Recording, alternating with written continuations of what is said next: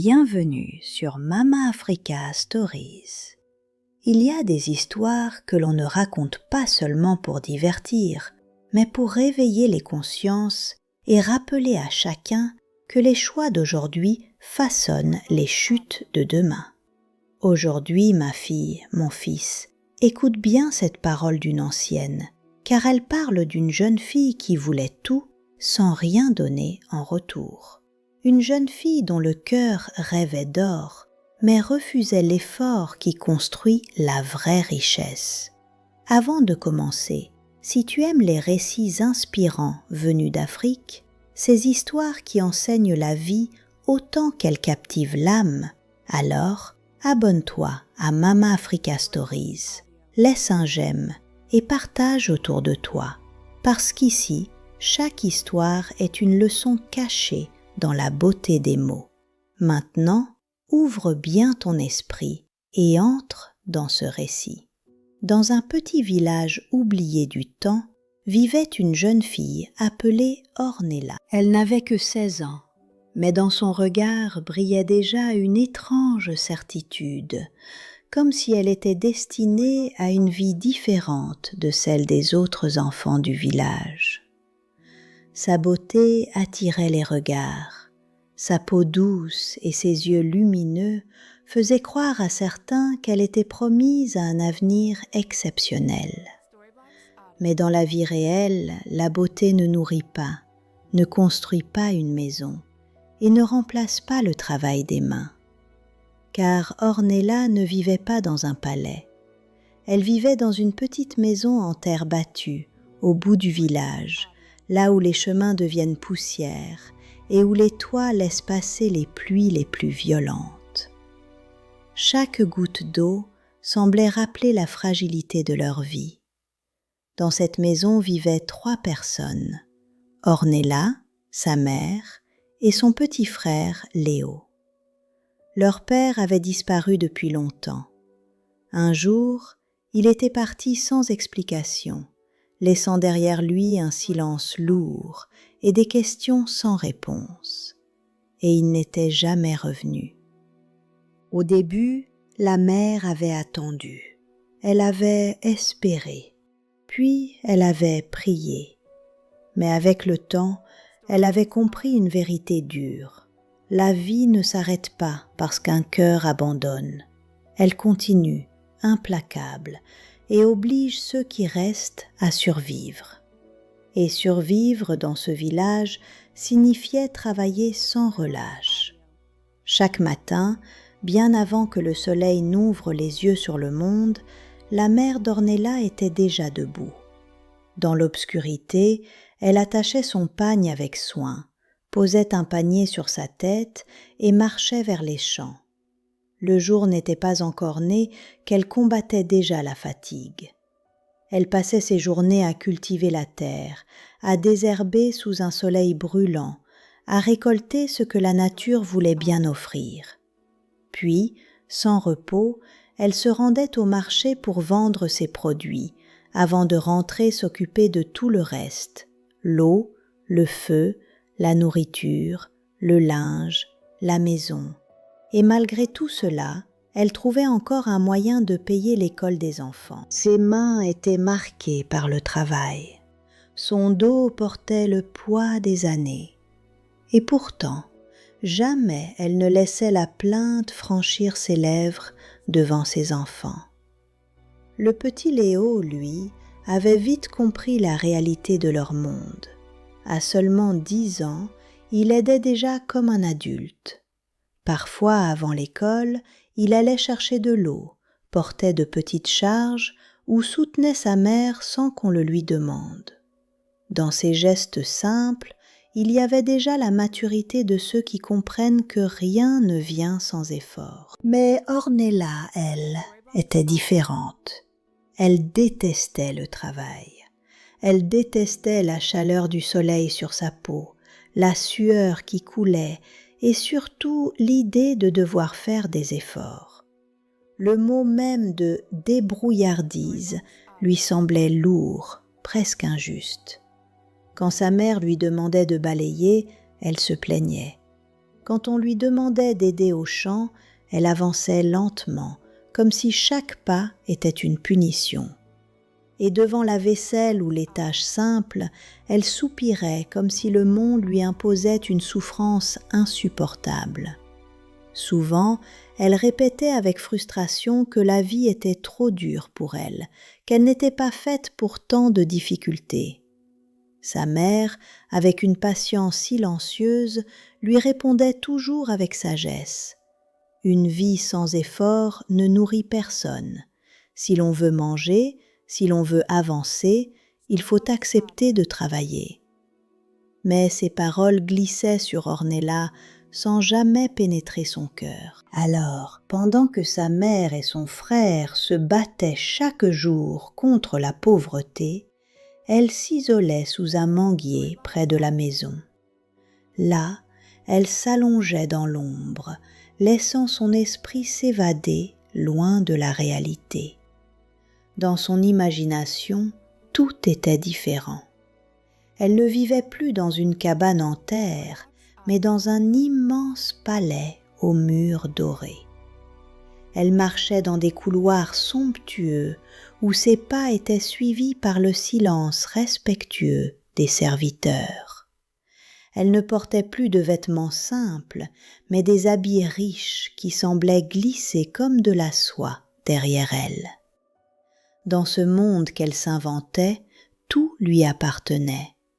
Des tables infinies, remplies de nourriture délicieuse, s'étendaient devant elle. Des servantes s'inclinaient à chacun de ses gestes. Et surtout, elle ne faisait jamais d'efforts.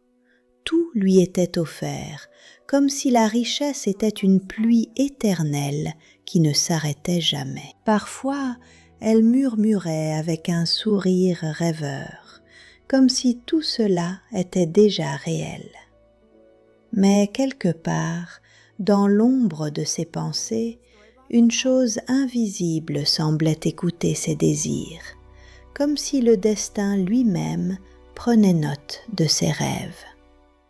Et sans qu'elle ne s'en rende compte, cette frontière entre le rêve et la réalité allait bientôt commencer à se fissurer. La nuit avait laissé derrière elle un silence lourd dans le petit village, comme si le monde entier retenait encore son souffle après les luttes de la veille. Ornella, elle, était allongée sur son matelas de raffia, perdue dans ses pensées comme souvent.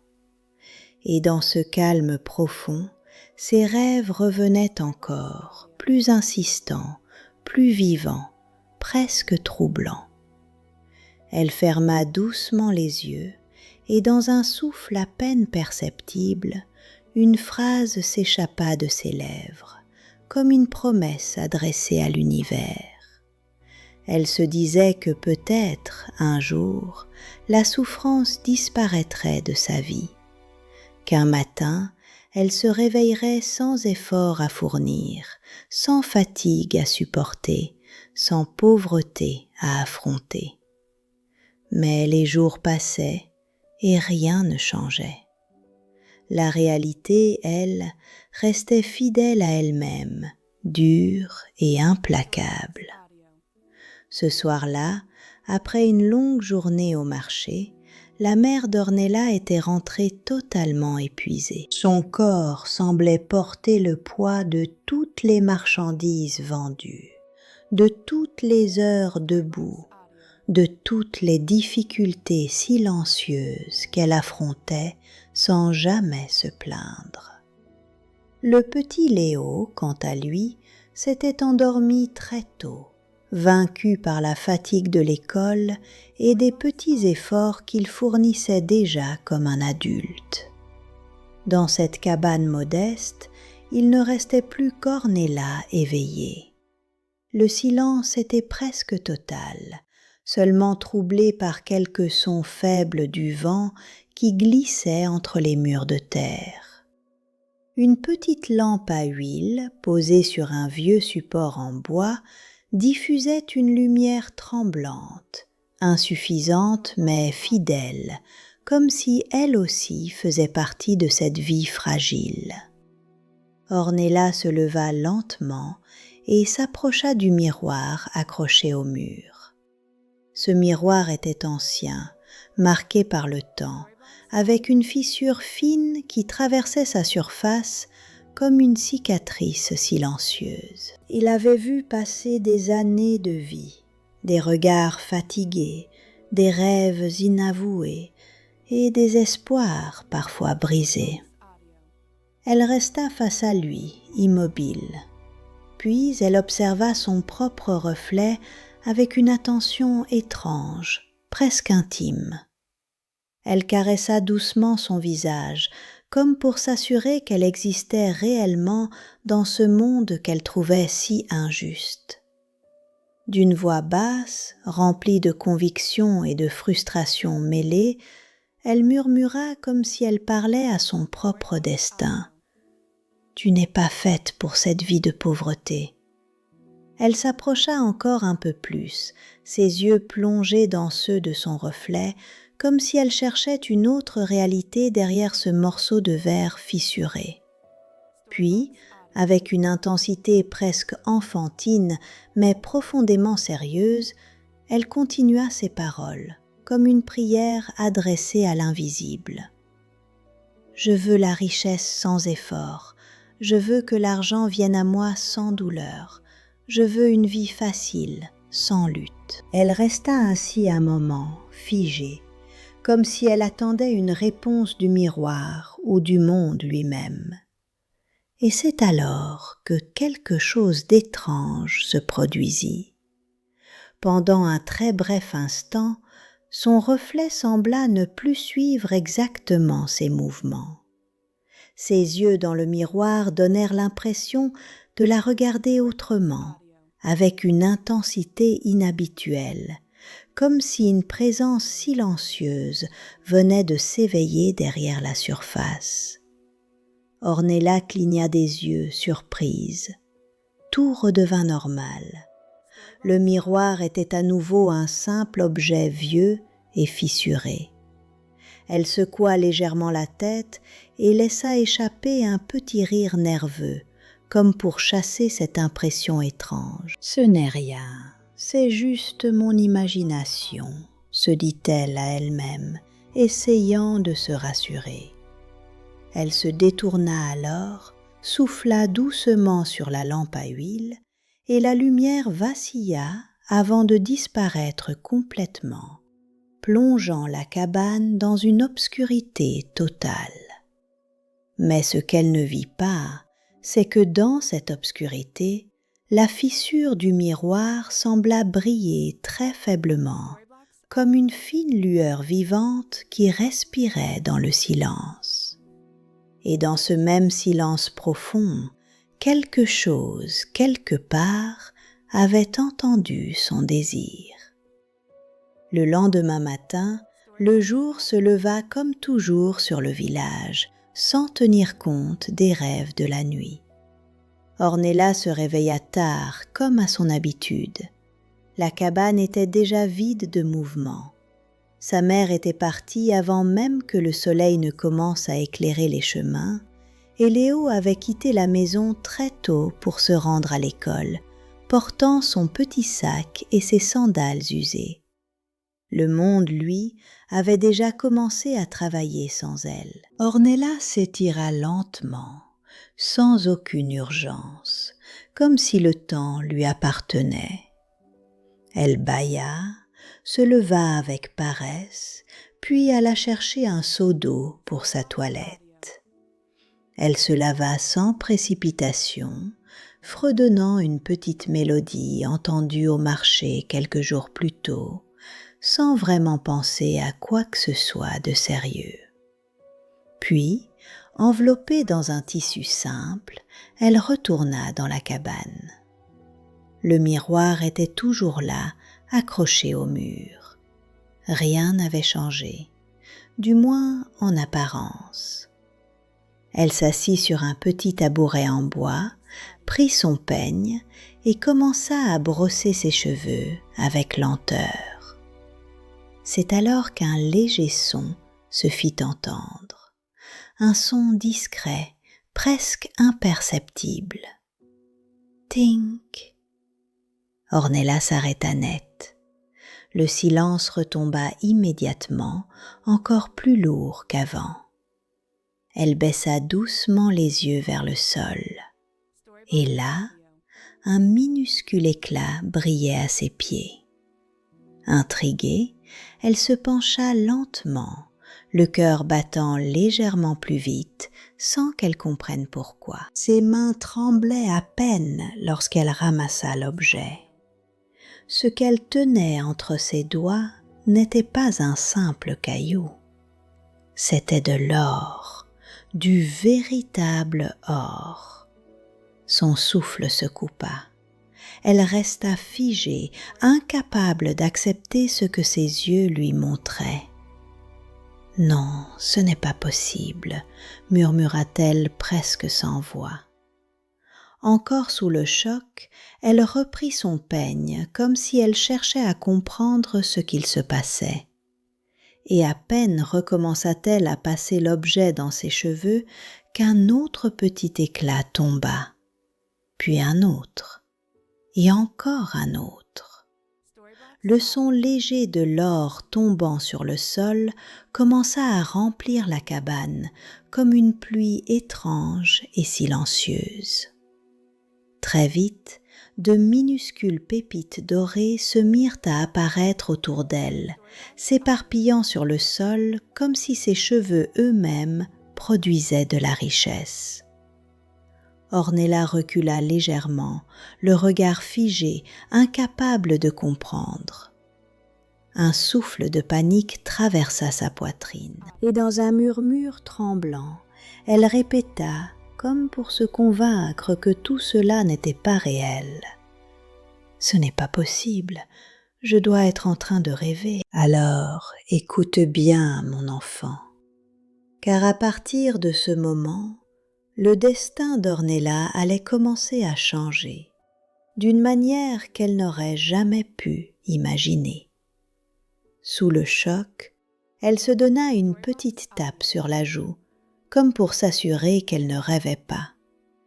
La douleur légère confirma ce que ses yeux voyaient déjà clairement. Elle était bien éveillée. Et pourtant, l'or était toujours là, brillant, réel, éparpillé au sol, captant la lumière du matin comme si le soleil lui-même s'était invité dans la cabane. Les yeux d'Ornella s'écarquillèrent.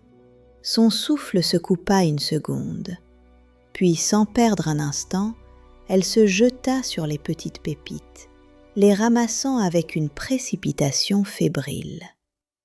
Elle les glissa dans son pagne, serrant le tissu contre elle comme si sa vie entière en dépendait.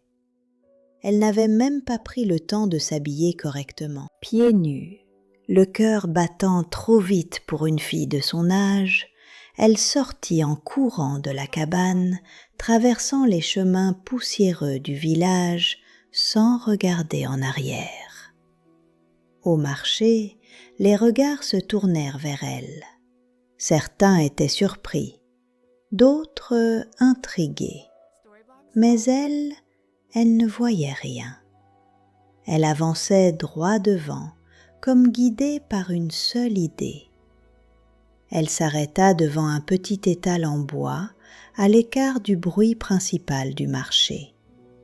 Là se trouvait un vieil homme connu pour acheter l'or apporté par certains villageois venant des régions minières voisines. Le marchand leva lentement les yeux vers elle et demanda calmement « Que veux-tu, ma fille ?»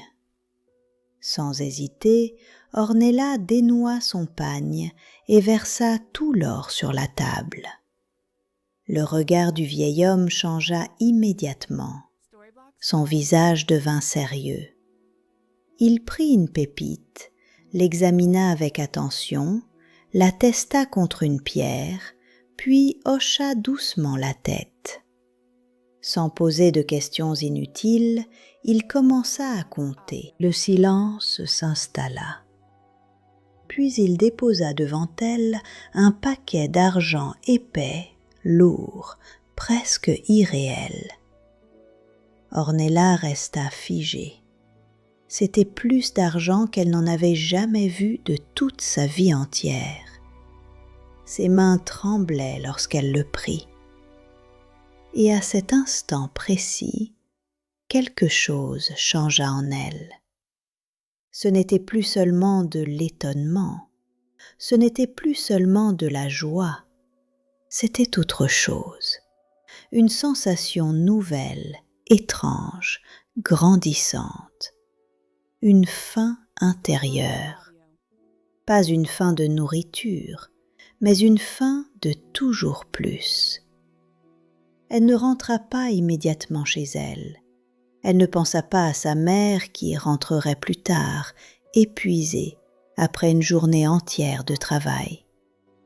Elle ne pensa pas non plus à Léo, qui parfois se couchait avec le ventre presque vide sans jamais se plaindre.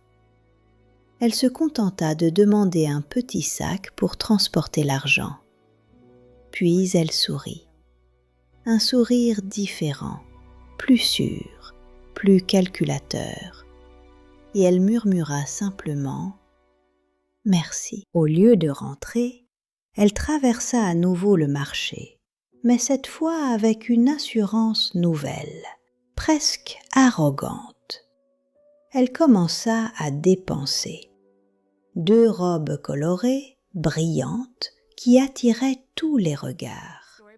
Des bracelets qui tintaient à chacun de ses gestes, des rubans pour ses cheveux, des sandales neuves, jolies, délicates. Elle acheta aussi de la viande frite, des sucreries, des arachides, du chinchin, et elle mangeait en marchant, comme si le monde entier lui appartenait enfin. Son visage était illuminé par une joie simple mais dangereuse, une joie qui ne voyait plus la réalité autour d'elle. Lorsqu'elle rentra enfin, elle cacha soigneusement ses achats et l'argent dans un vieux coffre. Cette nuit-là, lorsque tout le village fut endormi, Ornella retourna seule devant le miroir fissuré. Son cœur battait vite, trop vite. Elle prit sa brosse et recommença à se coiffer, avec une attente presque fébrile.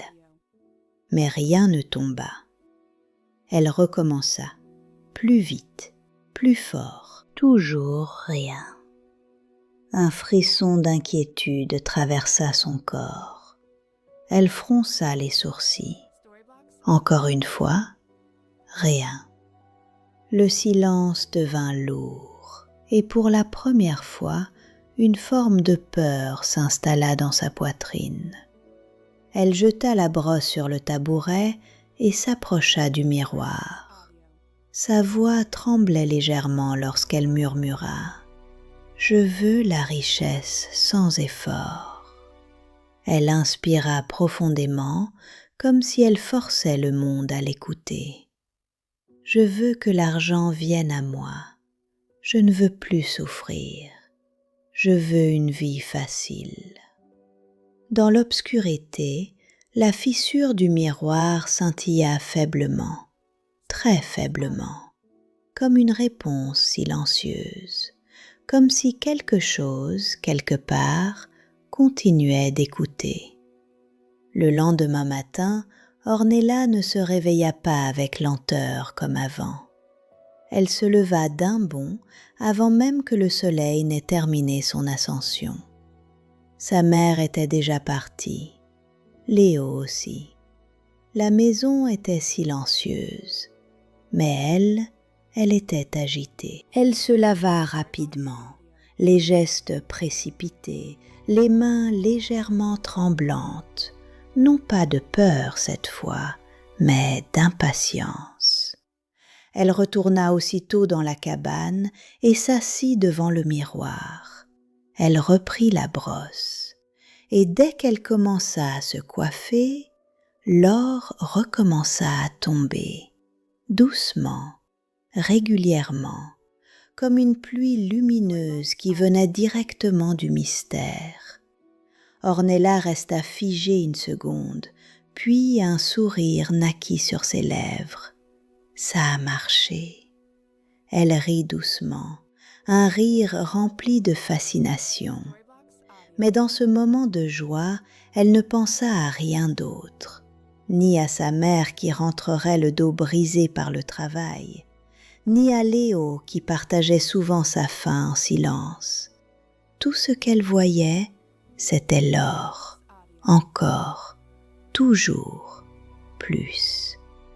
Pour elle, l'or signifiait la liberté, l'or signifiait la fin des efforts, l'or signifiait qu'elle ne serait jamais comme sa mère. Elle ramassa rapidement les pièces, les serra contre elle et courut encore une fois vers le marché. Le marchand la regarda avec un sourire intrigué. « C'est encore plus que hier. » Ornella répondit avec un sourire rempli d'assurance. « Alors, j'ai de la chance. » Et le vieil homme la paya encore plus cher. Cette fois, elle ne se contenta plus de simples vêtements. Elle choisit des tissus coûteux, des bijoux en perles, de nouvelles sandales, des objets brillants qu'elle n'avait jamais imaginé posséder. Elle marchait dans le marché comme une personne qui croit déjà appartenir à un autre monde. Et peu à peu, elle commença à changer. L'école ne l'intéressait plus. Elle n'y allait même plus. À quoi bon apprendre, pensait-elle, quand la richesse venait déjà à elle. Elle cachait désormais de grosses sommes d'argent sous son matelas.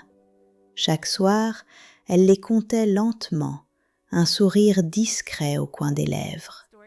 Mais dans ce sourire, quelque chose s'était durci, quelque chose s'était éloigné.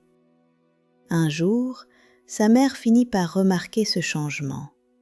Elle demanda doucement « Ornella, d'où vient tout ce que tu achètes ?»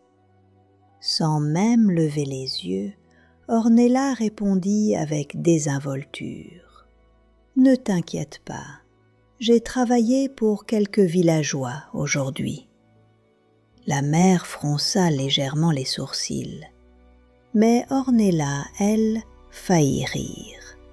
Si seulement sa mère savait, si seulement elle pouvait comprendre jusqu'où ce miracle allait la mener. Car derrière cette richesse facile se cachait quelque chose qu'elle ne maîtrisait plus vraiment. Et ce qui commençait comme un don pouvait très vite devenir une malédiction. Et mon enfant, c'est là que l'histoire prend une tournure encore plus sombre. Mais ça, tu le découvriras dans le prochain épisode. Si cette histoire t'a captivé, n'oublie pas de t'abonner à Mama Africa Stories, de liker la vidéo, de la partager autour de toi et surtout de laisser un commentaire pour nous dire de quel pays tu nous regardes. Et pour continuer à vivre d'autres récits puissants, inspirants et remplis de leçons de vie, va découvrir la playlist Mama Africa Stories, où chaque histoire te rapproche un peu plus de la sagesse des anciens.